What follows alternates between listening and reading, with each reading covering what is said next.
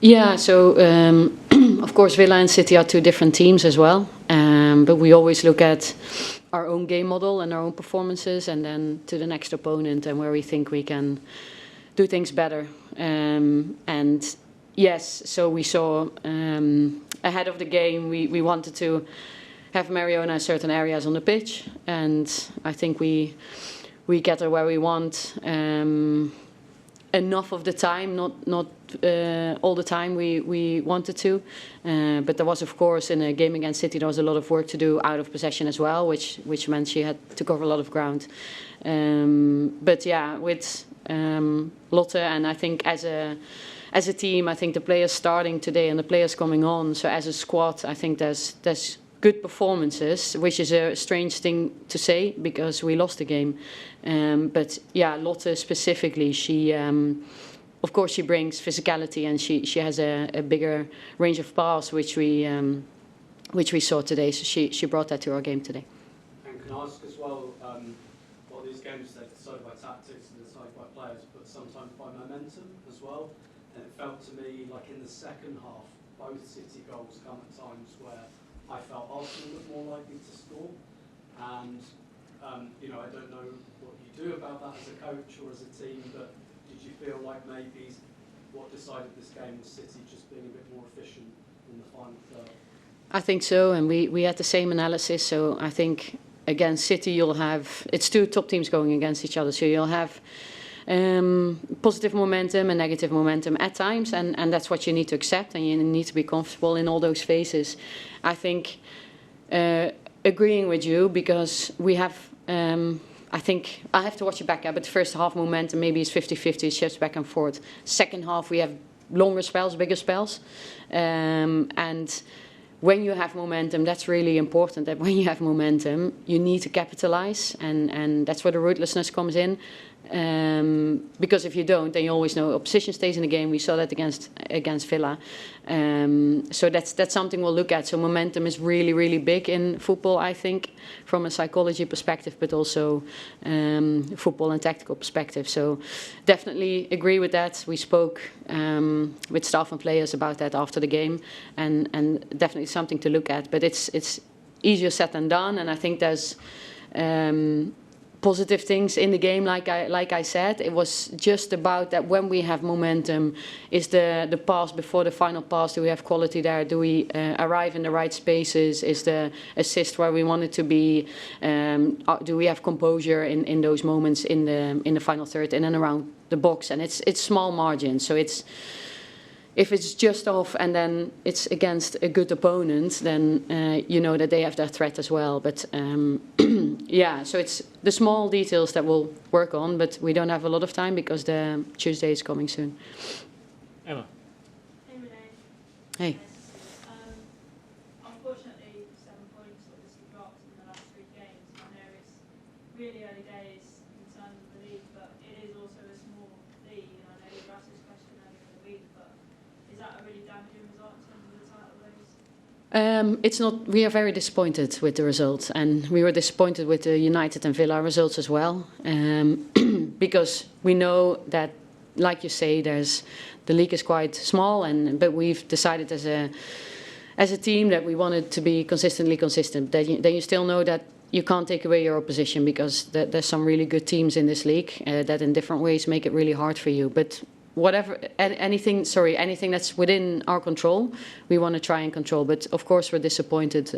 We always go for 3 points when we start a game. Are you sort of relying a little bit, I suppose, on kind of your rivals sort of slipping up a little bit now, because Chelsea last season dropped 7 points?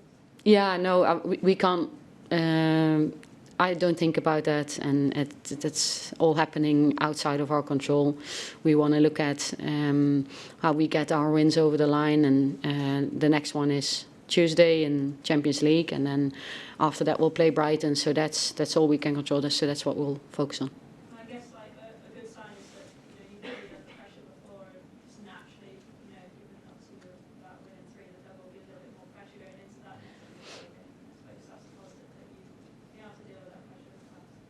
Yeah, of course if you would say before the season, we wanted more points at this point, but we know how much strength we have in the squad, and when we are in pressured situations or we need to come back from things, then we know that we can. So that belief is there, which is really good, and the team is working really hard in training, want to work on the details, and it's about those margins, and we all believe that it will come if we keep on working really hard.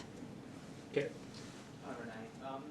There were a few occasions today with Arsenal players that felt like they were overhitting crosses quite significantly or failing to make quite simple passes, and these were like brilliant world-class players who we've seen perform repeatedly for your team. Do you have any idea of why those mistakes were happening today from, as I say, these brilliant players? It always looks like that's a simple thing, like why is there technical errors on the pitch? But I think, like you say, they're quality players. There's so much going into football actions, so it's a cocktail of things. So it's not only why can't you pass that ball or why is there's a cocktail of several factors going into players' decision making and all those things, and then execution. So, but of course we'll look at it, but we have the belief that we definitely can connect passes and connect crosses. So we just keep on working really hard. And you were very open saying this season that challenging for the title is the expectation at Arsenal. How happy are you with your team's ability to handle that expectation at the moment? We never talk about it internally. So in that sense, nothing has changed from last season. All players know, and it's implicit to what we're doing, that any game you play with Arsenal, you go out to win. But I think every football team would do that anyway. So we never speak about it, and I don't really at all get the feeling that it's on the players' minds either. So all we can do is bring them to the present, bring them to the task, keep on working on the areas we want to work on, and then we all have to believe that it will be coming. Thanks. Tom? Hi Renee, just thinking about Manchester City's second goal after the Aston Villa goal last time out, I guess how frustrated are you to see from set piece, and maybe how big a priority is that going to be now in the coming sort of days and weeks to try and put that right on the training ground? Set pieces are a big part of football, and it's always in our considerations, and we train it, of course. It's important, and of course we look at it, and now we go into Lyon on Tuesday, which is a very strong set piece team. So yeah, that will be a main theme these 2 days. Could I also just ask about Katie Reid? How sort of hard was it to leave her out today? Was that maybe with a view to Tuesday to give her a bit of a rest before that, or was it different? It's always hard to leave players out, no different with Katie. But we have a big squad. There's 5 competitions to play, and we have different players with different qualities. I think Lotte did well today, and that was really positive. So yeah, no, those conversations will always need to happen. It's part of my role, but of course she reacted really well, and Katie Reid shouldn't change anything she's doing because she's doing really, really well. Thanks. You said earlier that there were positives in this game. I know we're sort of dwelling on some of the negatives, but what were maybe like the 3 big positives that you did take from this? 3, you said? No, I think we found better solutions to play away high press. So I think we had more variety and unpredictability in what we did. So I was happy with that side of it. Like I said, I was happy with the bigger spells of momentum that we created in the game. And I think I'll have to look back at it, but the entries in the box, by the eye subjectively looked at a high level, but I'll have to come back to you. Catherine? Hi Renee.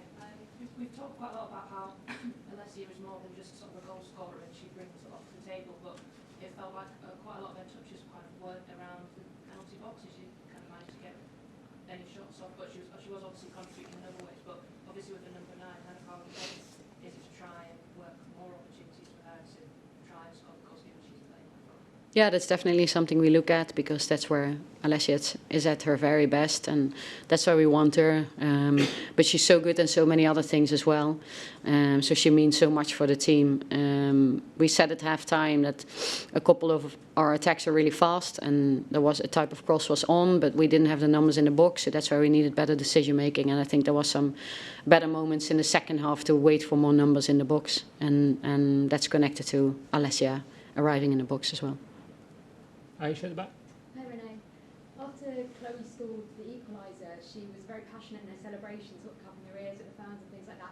How do you feel about that sort of, seeing that sort of passion in those sorts of celebrations, in those moments, especially considering you didn't go on to get anything from the game? I didn't see the celebration, but of course we work as a group, as a squad, and we have players who start the game and players that come on, and we always know that those players make an impact for us, and that's what Chloe did.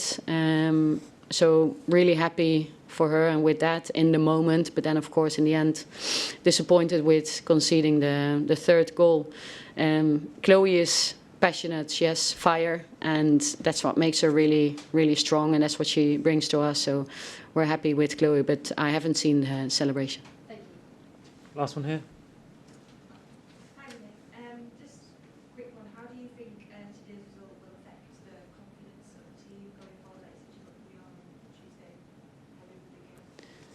Yeah, so there's no time to put our heads down because from tomorrow on we'll start preparing for Lyon. So there's no time, and what's important for us as a group now is that we look at the things that we're doing well and keep on doing those things.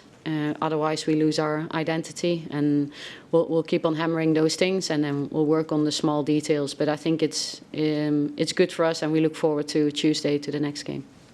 Great. We'll leave it there, guys. Thank you.